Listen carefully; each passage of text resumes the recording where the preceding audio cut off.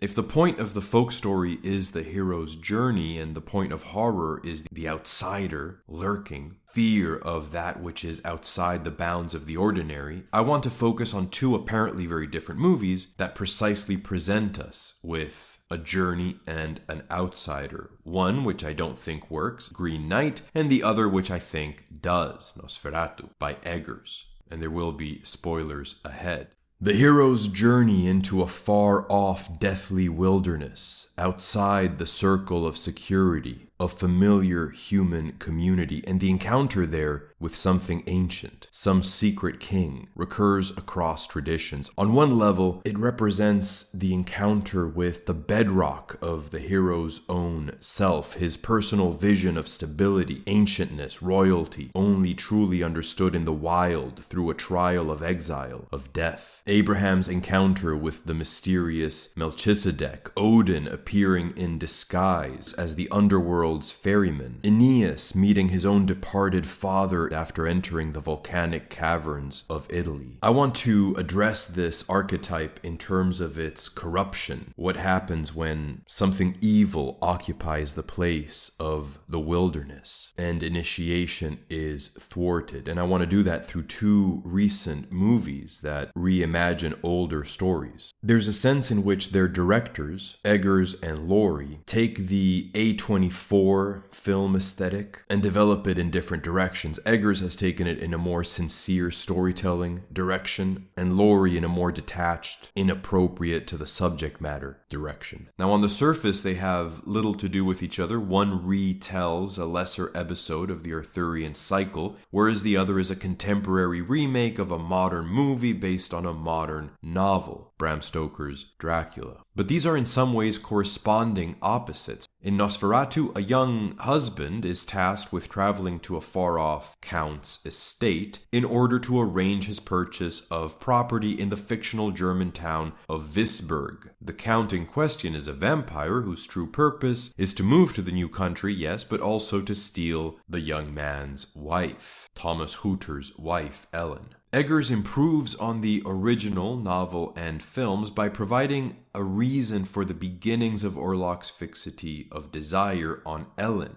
Just as a vampire must be invited into the home, just as this foreign count must arrange to buy property in order to move to a new country, so too his haunting of Ellen had to be invited. Long afflicted by melancholy, fruit of her being attuned to the unseen, in a heathen age she would have been a priestess of Isis, she's told at one point, she prays for comfort and company. She asks for any elevated being, any lofty, any subtle, any powerful entity who might be listening to aid her.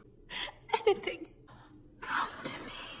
Here we have the danger of orienting our pleas and prayers, our will and worship, towards anything other than the transcendent source. Her prayer is answered. Orlok hears her and comes to her in spirit from his far-off domains. She agrees to be his, so his claim upon her, though morally and spiritually illegitimate, in a sense holds formal, legal primacy over her actual human marriage many years later to Thomas. Orlok's purpose is to alienate her from being human. You are not of the human race, not for the living, he tells her. Pain seeks to divorce us from the lived reality, the warmth, the tenderness of real persons, and the demonic identification with trauma becomes a feeling of elevation. We are set apart, made different, better. This kind of parodic aristocracy that Orlok represents is about being initiated into the unnatural, feeling yourself traumatized by it and better than other people who have not been ruined by that trauma. And that idea of identifying with our trauma I developed in a previous video as well. The vampire is principally then an astral parasite, hanging about in the imaginal realm, just as he appears to Ellen. Eggers is adding something valuable to the cinematic lore with this move. Once Thomas travels to the Carpathian Mountains, he stays with a group of locals, and at one point in the night he leaves his lodgings and finds them gathered around a coffin they've dug up, proceeding to stake the corpse inside. Now, they are led by a naked woman on a horse. She, like Ellen, must be a vampire's object of desire, and she can therefore identify the body of the predator, drawing out its appetite. Presumably naked, her blood would be easier to smell, for example. But the slaying of the vampire here, in keeping with Stoker's original, is fundamentally different from that of Nosferatu the movie. Count Orlok is not staked by a man. He is not found or drawn out by his sought-after bride, to then be ended by her husband. Rather, Ellen is given over to him in sacrifice. He consummates his desire for her, feeding on her until dawn, and unable to cease from his consuming thirst, stays even after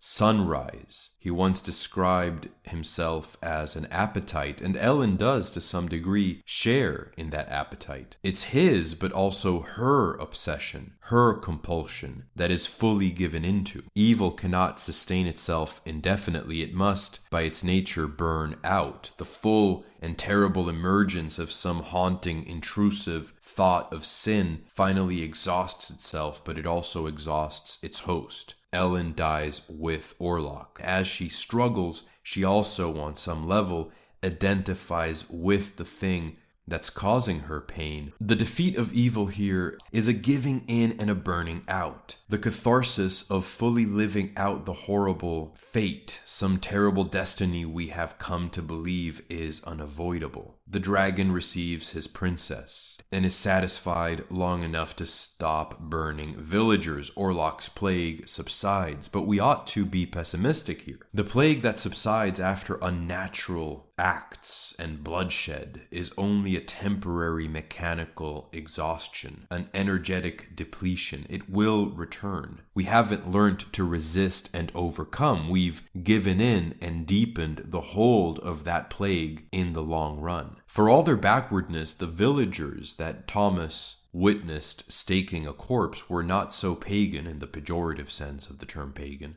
not so superstitious, let's say, not so willing to engage in sacrifice as rational Westerners end up being. They had their marked sacrifice lead them to the dragon for her man to then slay. The vampire killer, who looks back at Thomas angrily, in a sense, is Thomas. His scorn for Thomas is for his weakness, present and future. But Thomas did want to kill Orlok. He was deceived by his wife and by Professor Alban Eberhard von Franz. This is basically the movie's version of Van Helsing from the original novel. Von Franz and Ellen decide the only way is for her to give in and keep the fiend until morning. The professor says at one point that just as Jacob wrestled the angel in the Bible, he has long wrestled the devil. But in that case, we might hazard that whatever Jacob learnt of the heavenly mysteries by wrestling the angel of the Lord, von Franz learnt of the infernal.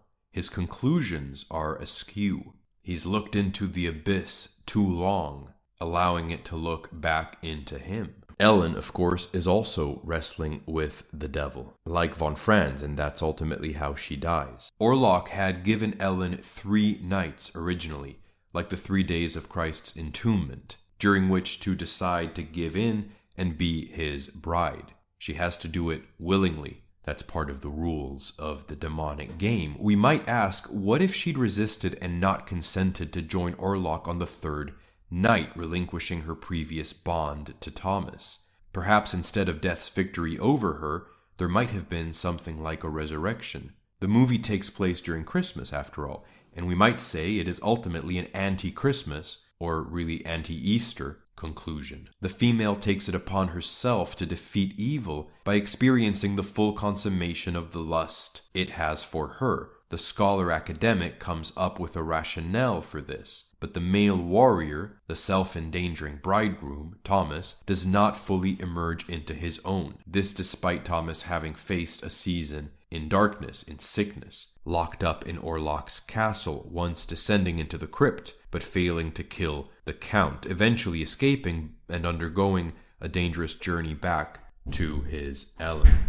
Orlok, for his part, is the Antichrist, draining blood rather than offering his own in order to teach others to overcome death. Orlok speaks of the honor which his blood demands as belonging to a long and noble line, but replenishes that blood with the blood of commoners. It is the paradox of a primacy based on parasitism. Exploitation, economic exploitation, is in fact a running theme. Thomas's journey to Orlok's eastern country in the first place is motivated by his being in debt and feeling he must in order to earn enough for his future family.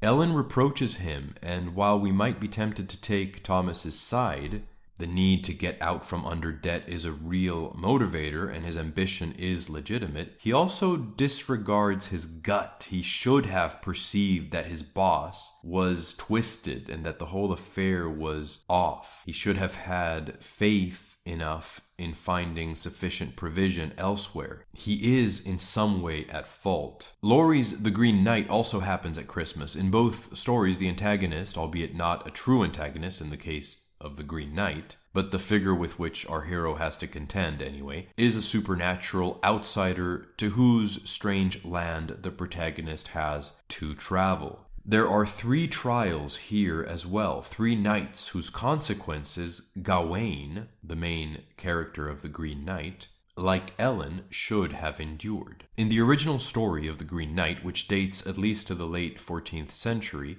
a strange figure presents himself at Camelot and offers to play a game. Whatever blow a knight agrees to deliver onto him, he will return 1 year hence. Impetuous, eager to prove himself, overplaying things a little bit, the young Gawain cuts the man's head off. But the stranger simply picks it up and tells him to meet in his green chapel 1 year hence to receive the same in return. Gawain must live in dread for a year before journeying to his death, and on the way he spends time at a castle whose lord, Bertilac, takes him in and offers an exchange, very similar to how the Green Knight did. Each morning he goes for a hunt and will give Gawain what he catches if Gawain gives him what he received the previous night. Each night the lord's lady tries to seduce Gawain, and though Gawain refuses, she does kiss him. So he kisses the Lord each morning in return, but on the 3rd night he gets more than a kiss. He receives a green and golden belt, which the lady says will protect his life. This, however, he does not give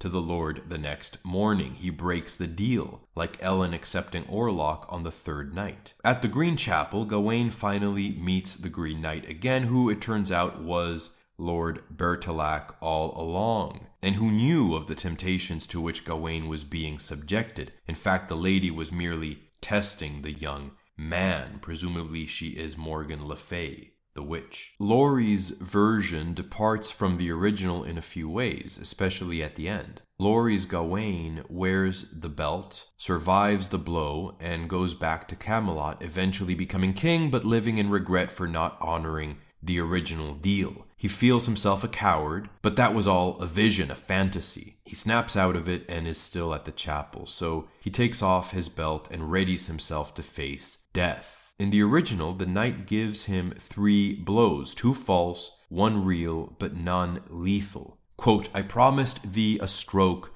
thou hast it. Hold thyself well played. I hereby release thee of the remnant and all other rights. Had I so liked, I could have dealt thee a worse blow." End quote. Here too, Gawain reproaches himself for wearing the safety-bestowing belt. Quote, "He shrank for shame all the time the Green Knight was talking, and the first words he uttered were, 'A curse on both cowardice and covetousness. In them are both villainy and vice, that destroy virtue.' Then he caught hold of the girdle and violently flung it at the knight. 'Lo, there is the false thing, and may evil befall it. For fear of thy stroke cowardice seized me, and for covetousness I was false to my nature, which is loyal and true as befitteth a knight. Now am I faulty and false and fearful.'" End quote. In flinging off the belt, he is perhaps ready now to face a true death. But the knight forgives him. Quote, "Thou hast made such clean confession of thy misdeeds, and hast done such penance at the point of my sword, that I hold thee free from thy fault, and as innocent as if thou hadst never forfeited innocence since thou wast born. And here I give to thee again the girdle, that is gold hemmed and green as my gown, and thou shalt think on this chiding when thou goest forth among princes of price. And this shall be a pure token of thy chance at the Green Chapel to chivalrous knights." End quote. Later, the whole court of Camelot decides to wear the green belt in solidarity with Gawain. The original belt, we read, was made of the Green Knight's weed, or moss, all along. It's his own magic. The purpose of the Green Knight, and what he's owed as part of the game, is not at odds with the belt. The belt is an extension of this supernatural outsider. Nature, wild, fearsome, but also endowed of grace. It is a chapel, after all, where the final meeting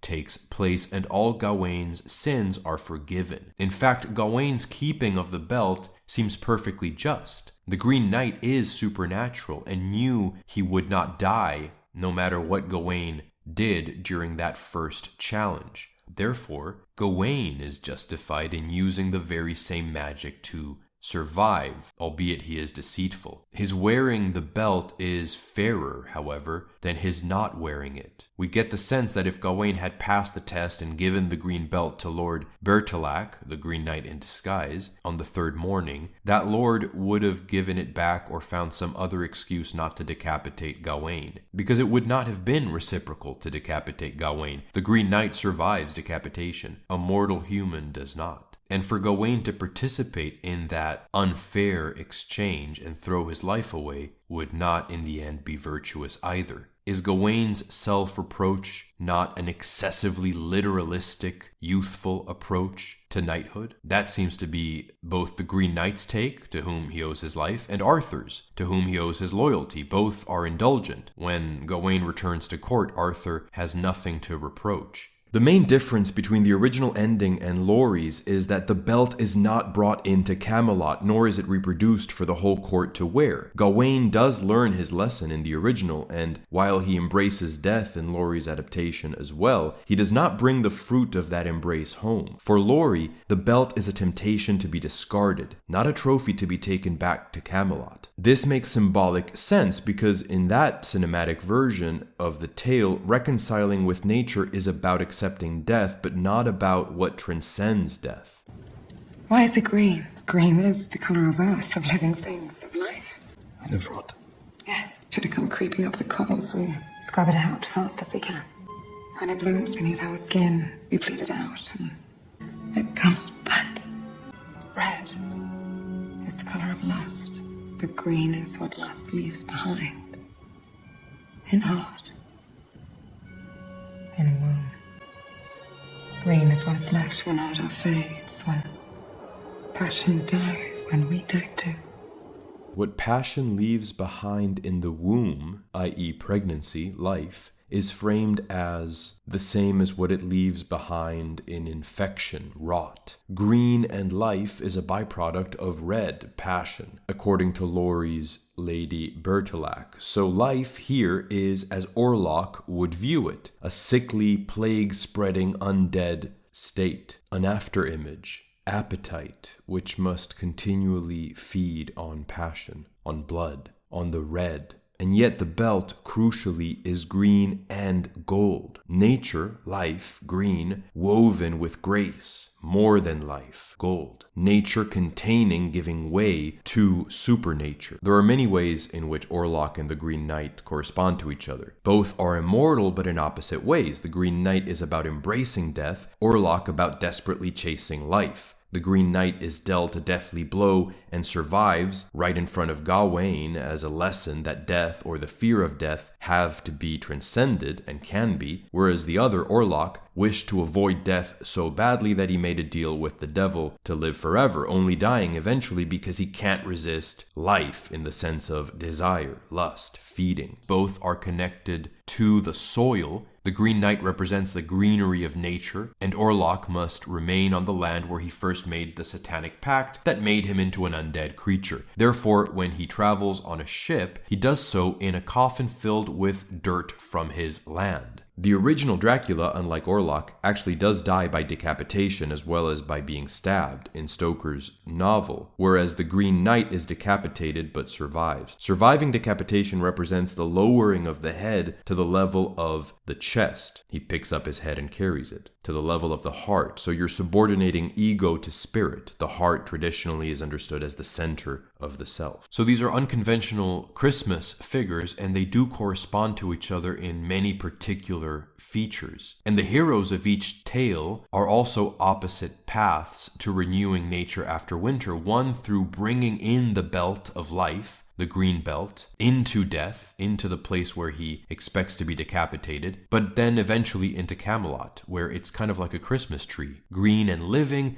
in the hearth, the life of the wilderness enduring through the coldest season, set to reignite nature after the passing of winter. But the other, Ellen, renews nature through blood sacrifice, catharsis, her own death. Gawain, like Ellen, fails his test and wants to embrace death, but his trial is taking place in the wilderness. Ellen's is taking place in her own bedroom. He is a man, she is a woman. He is dealing with a genuine benevolent teacher who forgives his life. She is dealing with a demon. Everything about this trial in Ellen's case is inappropriate, and the result, even though her fault is really the same fault as that of Gawain, it's a fault of innocence, if anything, of excessive innocence. But it goes wrong because the trial is misplaced. If Thomas and Ellen are allegorical for the male and the male is that will which is supposed to single-pointedly enter into the place of death, suspending its perception, its experience, and slaying the inner fear of death. What you don't do is take the feminine, the soul, the experiential, and fill it up with destructive experiences. That just desensitizes you, and rather than transcending those experiences, you denature yourself. If I were to imagine a merging of the two stories, Ellen's magical inheritance would be connected to some distant descent from Camelot's court, and her family would have preserved the green belt. On the third night, Orlok might have tried to approach Ellen, but its protection would keep him at bay, even as she taunts him until sunrise. Green belt, nature in harmony, here as a symbol for her chastity, her fealty to Thomas in the face of the demon. In fact, there is a story about Isis, since von Franz says Ellen could have been a priestess of Isis at one point, precisely refusing the advances of a fallen angel to gain knowledge of the solar mysteries. Okay, thank you very much. I hope that was interesting. This is a bit of an analysis of two stories that I don't think have been related to each other, but I do see them as somehow opposite, somehow mirroring one another. Thank you very much. There's links in the description for ways to help the channel. There's links to social media, Twitter, my Substack, and so on in the video description. Thanks a lot for watching. Subscribe if you would like to, and until next time.